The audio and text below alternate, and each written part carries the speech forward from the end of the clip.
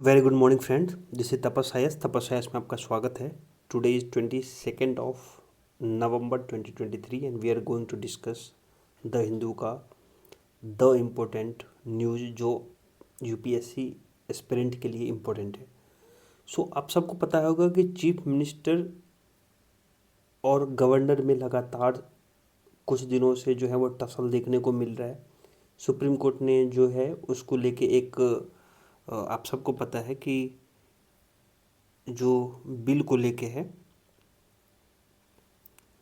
कोई भी बिल जब पास होता है तो आप सबको पता है कि उसमें गवर्नर का एसेंट लेना ज़रूरी है, तब जाके वो एक्ट बनता है। सो गवर्नर के पास बहुत सारे प्रावधान हैं कि वो बिल को एसेंट कर सकता है, विथ होल्ड कर सकता है, रिटर्न कर सकता है या प्रेसिडेंट के लिए उसको रिजर्व करके रख सकता है। ये सब गवर्नर के पास पावर है। एक गवर्नर का वीडियो मैं बना रहा हूँ, एक पार्ट बना दिया हूँ, एक पार्ट जो है 2 पार्ट और बनने वाला है, तो आप उसमें गवर्नर को देख लेना तो आपको समझ में आ जाएगा। ये तो एक तो झगड़ा चल ही रहा था कि केरला में और तमिलनाडु में, पंजाब में, वेस्ट बंगाल में गवर्नर्स और सीएम के बीच का झगड़ा था कि बिल पे कब साइन करेगा, कब नहीं करेगा। वो गवर्नर के पास पावर भी होता है। आप सबको पता है कि गवर्नर के पास 2 पावर होते हैं, एक कॉन्स्टिट्यूशनल पावर होता है, एक डिस्क्रिशनरी पावर भी होता है। गवर्नर अपने मन से, अपने विवेक से भी सोच सकता है। गवर्नर के पास ये पावर प्रावधान है। सो ये तो एक प्रॉब्लम थी ही, ऑलरेडी चल ही रही थी। उसके साथ एक क्या हो गया, जो स्टेट यूनिवर्सिटी होता है और जो सेंट्रल यूनिवर्सिटी होता है, स्टेट यूनिवर्सिटी में क्या होता है, गवर्नर जो होता है ना, वो एक्स ऑफिसो मेंबर टाइप में एक चांसलर होता है कि गवर्नर होने की वजह से ही वो चांसलर बन जाता है। तो जो बंदा गवर्नर रहेगा वो स्टेट यूनिवर्सिटी में चांसलर होगा। तो बहुत सारी जगह पे क्या हो गया कि जो स्टेट गवर्नमेंट के जो सीएम थे वो कह रहे थे कि गवर्नर जो है वो अच्छे से, जो स्टेट जो भी यूनिवर्सिटी जो भी होगा वो किसी भी पर्सनल रीजन से या फिर किसी इस तरीके की चीज़ें से अच्छे से परफॉर्म नहीं कर रहे हैं अपनी ड्यूटी। क्यों ना इस पावर को सीएम को दिया जाए और वो एजुकेशन की जो भी रिक्वायरमेंट हो, जो भी डिमांड हो, वो डायरेक्ट सीएम उसको फुलफिल करे। दैट मीन्स सीएम जो हो वो चांसलर हो जाए उस स्टेट यूनिवर्सिटी के, जो भी कॉलेज होंगे स्टेट यूनिवर्सिटी के उसके। उसको लेके ये स्टालिन साहब कहते हैं और ये इसके रीज़न देते हैं कि क्योंकि जो सीएम होता है वो चुन के, जनता से चुन के आता है और जनता की जो उम्मीदें होती हैं वो सीएम से होती हैं, एजुकेशन में, हेल्थ में और डिफरेंट डिफरेंट जो भी पैरामीटर्स हैं, ये सेक्शंस हैं उसके ऊपर। तो गवर्नर को उस पोस्ट पे बना होने का कोई मतलब नहीं है और पुंछी कमीशन भी यही रिकमेंड करता है। एक एग्जाम्पल के लिए ये पुंछी कमीशन है। Punchhi commission recommended seeks to protect state interest by curbing the central misuse of power. अगर सेंट्रल के पास ये पावर रहेगा तो सेंट्रल उसको मिसयूज करेगा, तो क्यों ना ये पावर स्टेट को दे दिया जाए। दैट मीन्स जो चीफ मिनिस्टर होंगे वो चांसलर होंगे ऑफ स्टेट यूनिवर्सिटी। अभी कौन है, अभी गवर्नर है। मोस्ट ऑफ द केसेज में गवर्नर ही जो है वो चांसलर, और फिर एक चांसलर होता है और एक वाइस चांसलर होता है। तो वाइस चांसलर को भी एक सर्च कमेटी होता है जो चूज करता है उसमें से। ये इस तरीके का सीन है और मोस्टली गवर्नर के पास ये पावर है। ये लोग उन्होंने क्या किया, वेस्ट बंगाल में एक ऐसा केस हुआ था, मैं आपको बताता हूँ कि West Bengal assembly passes bill to replace governor with CM as a chancellor of state university. CM को चांसलर बना दिया और ऐसा एक बिल लेके आया। लेकिन उसमें क्या है, धनखड़ साहब और डिफरेंट डिफरेंट जो भी उस समय के गवर्नर हुए होंगे उन्होंने एसेंट नहीं दिया होगा, साइन ही नहीं किया होगा। क्यों? क्योंकि गवर्नर जो चांसलर होता है उसी को हटा के तुम सीएम को चांसलर बनाओगे तो गवर्नर तो साइन करेगा नहीं, तो गवर्नर एसेंट नहीं देता। तो इसको लेके झगड़ा वेस्ट बंगाल में भी था। अभी नया नया झगड़ा जो है वो तमिलनाडु में इसी को लेके है। और तमिलनाडु गवर्नमेंट क्या कह रही है, उसका कहना क्या क्या है कि हम चूज करके आते हैं तो हमारा काम है कि पीपल कलेक्टिव विशेष को फुलफिल करना। हमको ये पावर दिया जाए उसको लेके। फिर उनका एक दूसरा रोल भी है, जो एजुकेशन सिस्टम की बात हो रही है, क्योंकि स्टेट यूनिवर्सिटी में एजुकेशन की ही बात होगी और क्या बात होगी। तो क्यों ना एजुकेशन सिस्टम को, जिसको कंकरेंट लिस्ट में अभी है, उसको वापस से स्टेट लिस्ट में रख दिया जाए। पहले एजुकेशन सिस्टम जो था, एजुकेशन जो था वो स्टेट लिस्ट का पार्ट हुआ करता था, बाद में इसको हटा के क्या कर दिया गया, कॉन्करेंट लिस्ट में रख दिया गया। तो ये क्यों कह रहे हैं कि कॉन्करेंट लिस्ट से वापस स्टेट लिस्ट में ले आओ? रीजन यहाँ से समझो कि एजुकेशन जो है वो, आप सबको पता है लिस्ट पता है ना कि 7th शेड्यूल में लिस्ट होता है, सेंट्रल लिस्ट, स्टेट लिस्ट और कंकरेंट लिस्ट। तो एजुकेशन जो है कंकरेंट लिस्ट में है। तो कंकरेंट लिस्ट में क्या है, स्टेट और सेंटर दोनों कानून बनाती है। तो जब ये दोनों कानून बनाएगी एक ही आइटम पे, और मानो दोनों में झगड़ा हो गया किसी के पर्टिकुलर प्रोविजन को लेके, कोई प्रोविजंस को लेके, तो ऐसे समय में जो सेंट्रल गवर्नमेंट जो कानून बनाएगा, तो मैं लिख दिया हूँ कि मेक द दोनों कानून बनाते हैं, both will make the law in concurrent list, but if any dispute arises on any item in concurrent list, in that scenario central act जो भी होगा कानून, shall be prevail over state law. तो ये जीत जाएगा, मोदी जी जीत जाएंगे और स्टालिन साहब हार जाएंगे। तो क्यों ना हम इसको जो है कंकरेंट की जगह पे हटा के एजुकेशन को वापस से स्टेट लिस्ट में डाल दें, जहाँ पे स्टेट लिस्ट में कौन कानून बनाता है, स्टेट कानून बनाएगा, स्टेट की लेजिस्लेटिव असेंबली कानून बनाएंगी, तो उसमें सेंटर बनाएगा ही नहीं, झगड़ा ही नहीं होगा। तो उसको लेके भी इन्होंने रिक्वेस्ट किया है कि क्यों ना हम इसको वापस से एजुकेशन को स्टेट लिस्ट में ट्रांसफ़र कर दें। तो ये न्यूज़ था, बड़ा न्यूज़ था, तो इसको ध्यान रखने की ज़रूरत है। फिर यूनिवर्सिटी के लेके कुछ बच्चों को डाउट होता है। यूनिवर्सिटी जो होता है ना, स्टेट के पास खुद की स्टेट यूनिवर्सिटी होती है और सेंट्रल के पास सेंट्रल यूनिवर्सिटी होती है, और विजिटर्स आपको सबको पता है, प्रेसिडेंट विजिटर्स होते हैं उसमें। इसमें तो सेंट्रल यूनिवर्सिटी जो है वो सेंट्रल यूनिवर्सिटी एक्ट होगा उसके अंदर काम करेगा, स्टेट यूनिवर्सिटी में स्टेट जो कानून पास किया होगा उसके अंदर भी काम करेगा। इसीलिए तो स्टेट जो है वो अपना एक कानून इस तरीके से पास करना चाहती है जहाँ पे स्टेट यूनिवर्सिटी में जो चांसलर हो जाएं वो सीएम साहिबा हो जाएं या सीएम साहब हो जाएं, ताकि गवर्नर के झंझट से वो अलग हो जाएं और वो अपने जो भी अपने सिटीजन को, अपने वहाँ के पीपल्स जो भी चुन के आए हैं, जिसके लिए आए हैं, जो कानून बनाना चाहते हैं वो यूनिवर्सिटी के लिए बनाएं। इसको लेकर इनका डिमांड है। इसके कुछ पॉलिटिकल एम्बिशंस भी हो सकते हैं, तो मैं पॉलिटिकल चीज़ों को कभी भी डिस्कस नहीं करता हूँ, आपको पता ही है। पॉलिटिकल एंगल देने को ज़रूरत ही नहीं है। आपको आंसर में लिखना है, लिख दो 1-2 लाइन में, लेकिन मोस्टली आपको जो न्यूज़ होनी चाहिए रैशनल होने चाहिए, लॉजिकल होने चाहिए, क्योंकि पॉलिटिक्स तो हर चीज़ में हम लोग के डीएनए के अंदर है। तो हम उस पॉलिटिक्स की बात कोई अलग चैनल पे करेंगे, इस चैनल पे नहीं, ये सही फॉर्म नहीं है। West Bengal assembly passes bill, और सेम चीज़ तमिलनाडु और डिफरेंट गवर्नमेंट करेंगी अगर ये कर चुके हैं तो। दूसरा न्यूज़ जो है वो आज जो पूरा पेपर जो है वो क्लाइमेट से भरा हुआ है। अगर आप देखेंगे तो यहाँ भी क्लाइमेट है, नेट जीरो कार्बन एमिशन 2070 तक इंडिया को करना है, तो उसी को लेके है कि क्लाइमेट आपको कैसे तरीके से, हम तो जो सोचे थे कि 2 डिग्री सेल्सियस या 1.5 डिग्री सेल्सियस जो है वो हमको पेरिस एग्रीमेंट में हमने जो साइन किया था वहाँ तक पहुँचने के लिए, उससे तो बहुत ज़्यादा पहुँच जाएंगे, 2.5 से लेकर 2.9 तक पहुँच जाएंगे।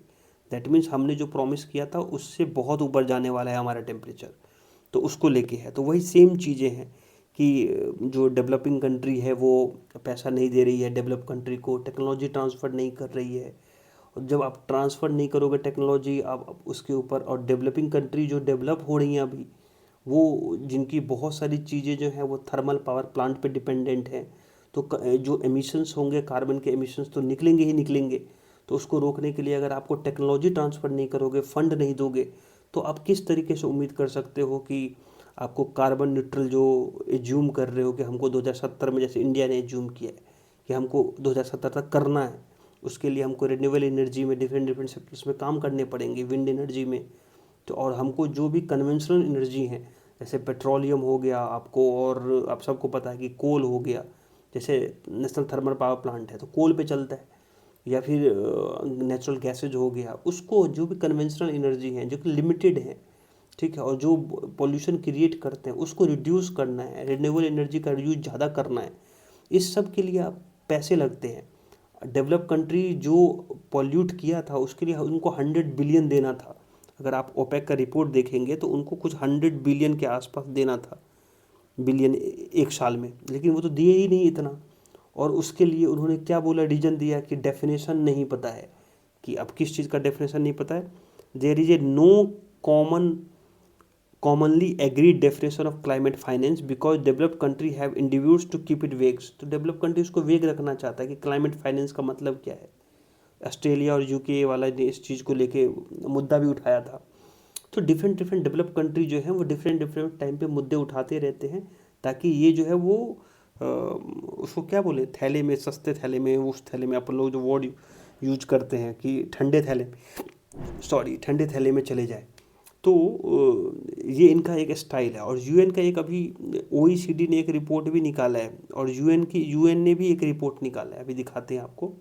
ये देखो, क्योंकि आज क्लाइमेट ही क्लाइमेट आया है, तो इस यूएन का रिपोर्ट जो यूनाइटेड नेशन का लेटेस्ट रिपोर्ट जिसका नाम है ब्रोकन रिकॉर्ड, याद रखना अगर कुछ ब्रोकन रिकॉर्ड जैसे कोई चीज़ें आए तो यूनाइटेड नेशन ने निकाला है क्लाइमेट चेंज को लेके, ग्रीन हाउस गैसेज को लेके, तो आपको वो लिखना है। सो आप सबको पता चल गया कि ना तो टेक्नोलॉजी ट्रांसफ़र कर रहे हो, ना तो आप पैसे दे रहे हो, ठीक है, ना तो आप मिटिगेशन में के लिए कुछ इस टाइप की कदम उठा रहे हो, ना तो एडेप्टेशन फंड में कुछ इस टाइप की चीज़ें कर रहे हो। तो बहुत सारी चीज़ें तो आप कर नहीं रहे हो। ना तो क्लाइमेट फाइनेंस का डेफिनेशन आप लिख पा रहे हो कि क्लाइमेट फाइनेंस का डेफिनेशन क्या है। और उसके बाद अगर लिख पा रहे हो तो कौन सी कंट्री को आपको फाइनेंस देना है, किस कंट्री, कौन सी डेवलपिंग कंट्री को जो कमिटमेंट जिसने पूरा किया उसको आप फाइनेंस करोगे, कौन से मेथड से करोगे, उसी पे डिस्कशन चल रहा है। कोप 25, 26, 27, 28 बीतने को है, मतलब कोप 28 होने वाला है अभी यूएई में, दुबई में, ठीक है, और अभी तक आपको डेफिनेशन नहीं पता है। तो ये सब चीज़ों को लेकर राइटर जो है वो डिस्कस करते हैं कि कैसे क्लाइमेट जो है वो, क्लाइमेट चेंज जो है उसको लेके जो हम सोचे थे पेरिस एग्रीमेंट में, उससे हम कुछ भी फ्रूटफुल रिजल्ट पे नहीं पहुँचे हैं। तो यही पूरा न्यूज़ है क्लाइमेट का, इससे ज़्यादा कुछ भी नहीं है। एक न्यूज़ जो है क्लाइमेट का, वो क्लाइमेट फाइनेंस के उस पर, क्लाइमेट चेंज ऑन हेल्थ के ऊपर है। तो इसको मैं डिस्कस करना चाहूँगा कि क्लाइमेट चेंज से हेल्थ का क्या इशू है।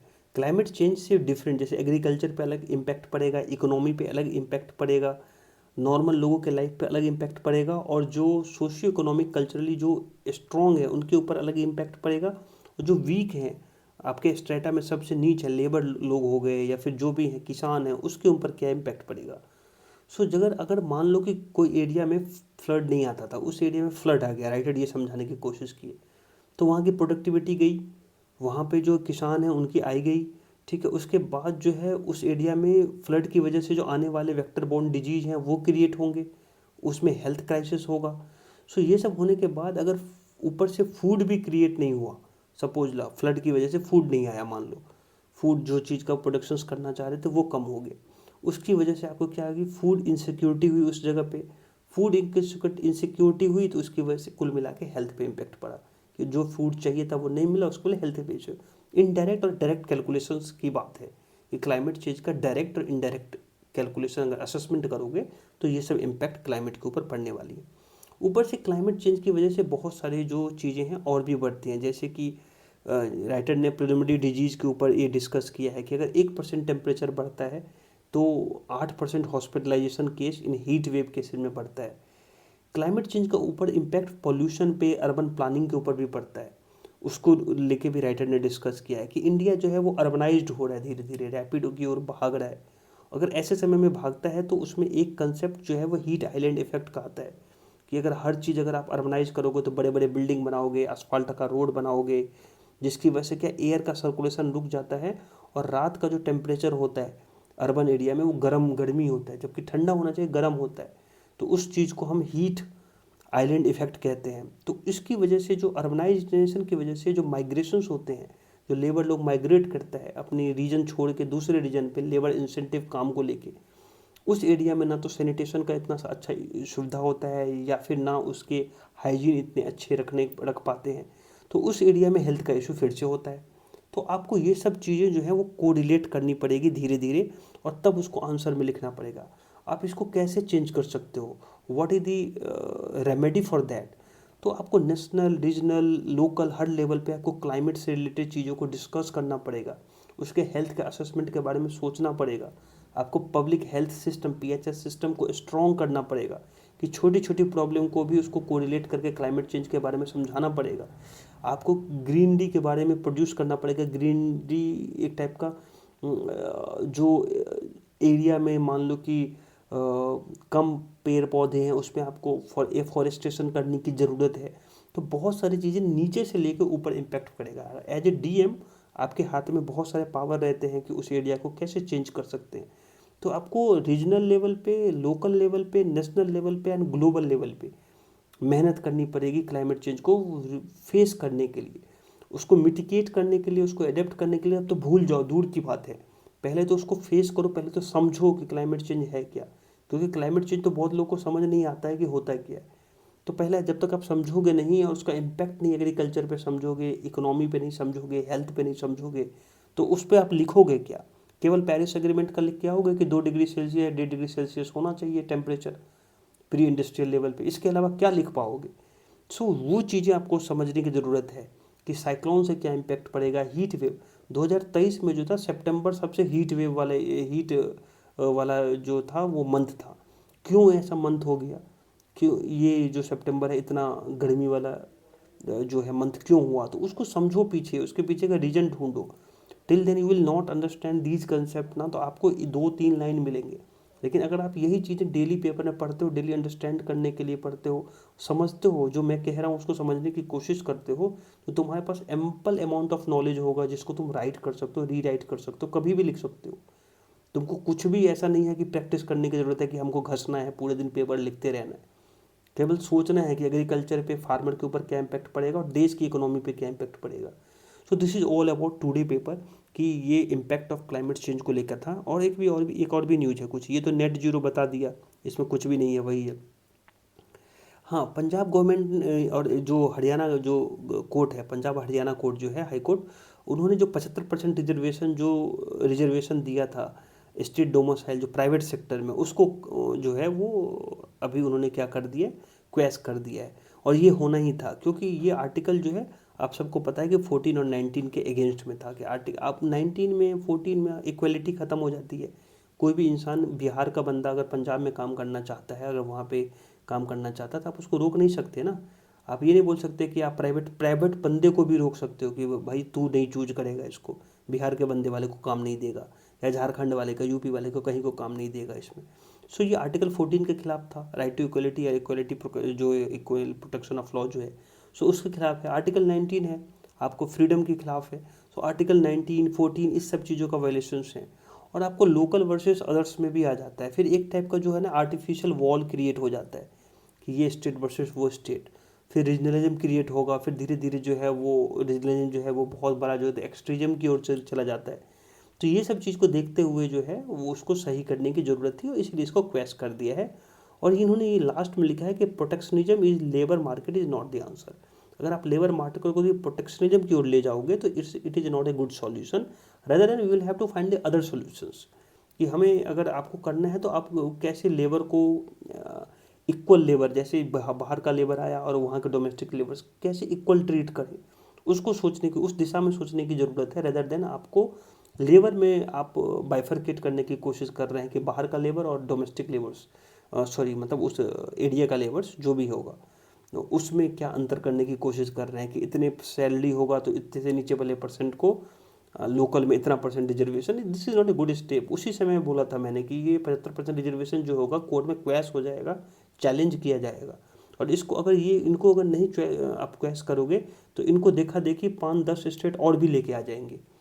तो बेहतर है कि आप पहले से एक माइंडसेट करके एक जजमेंट क्रिएट कर दो, ताकि लोगों को ये समझ में आए कि this type of reservation will not work. ठीक है, अंडर दीज कंडीशंस कि मंथली सैलरी जिनका 30,000 से कम होगा उनको 75% का reservation domestic state domicile base पे। So this is not a good choice. ठीक है, सो आप एक बार रिजर्वेशन भी देखना, क्योंकि रिजर्वेशन बहुत न्यूज में है। आर्टिकल 14, 19 इस पर ध्यान देना। ठीक है, अगर जो लोग नए हैं जो अभी भी मुझे देख रहे हैं, तो आप लोग इस चैनल को लाइक करें, सब्सक्राइब करें और प्रमोट करें। ठीक है, मेरे पास कोई दूसरा ऑप्शन नहीं है प्रमोट करने का, और उतना टाइम भी नहीं बचता है ताकि मैं जाके सबको बताऊं। सो आप ही लोग जो है हमारे, बोलते हैं ना, आप ही लोग मेरे कान, मेरे आँख, सब कुछ हैं। सो तब तक के लिए आप अपना ध्यान रखें और टेक केयर, अपने फैमिली का भी ध्यान रखें। Have a nice day, take care.